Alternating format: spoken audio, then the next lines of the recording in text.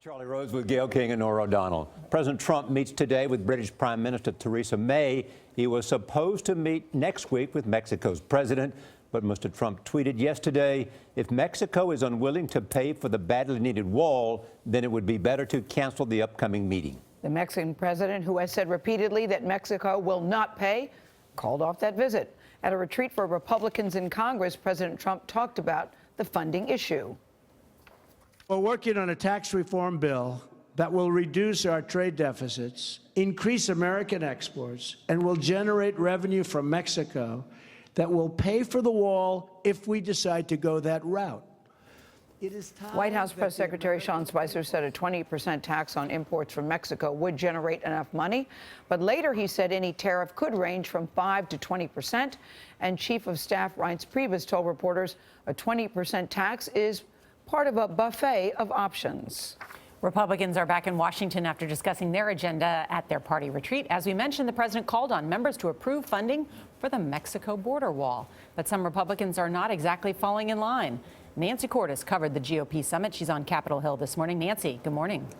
Good morning. Those Republican lawmakers welcomed the president warmly, respectfully, if not effusively. His fixation this week on a few major falsehoods has made them a bit nervous about this four-year relationship they are entering, even as they celebrate the massive new leverage his win provides.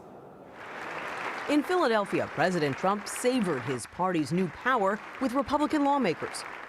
This Congress is going to be the busiest Congress we've had in decades, maybe ever. He urged them to quickly send him bills he can sign, bills to lower taxes and fund infrastructure projects. Enough all talk, no action. We have to deliver.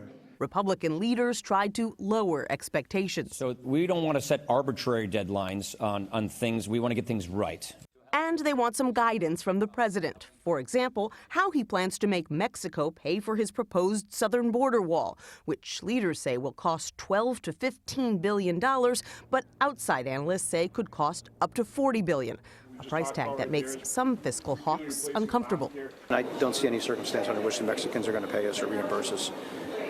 There's been talk about tariffs, but tariffs are taxes that we pay, not the Mexicans. GOP lawmakers were relieved that the president didn't bring up topics like his inaugural crowd size or torture. Later on Fox News, he explained his support for enhanced interrogation tactics. I mean, torture is real torture, okay? Waterboarding is, I'm sure it's not pleasant, but waterboarding was just short of torture when, you know, all of a sudden they made it torture.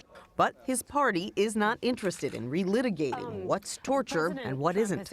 Is this a debate that your members want to have? And I believe virtually all of my members are comfortable with the state of the law on that issue now. And torture's illegal, and torture's not legal. So, and we agree with it not being legal. Yeah.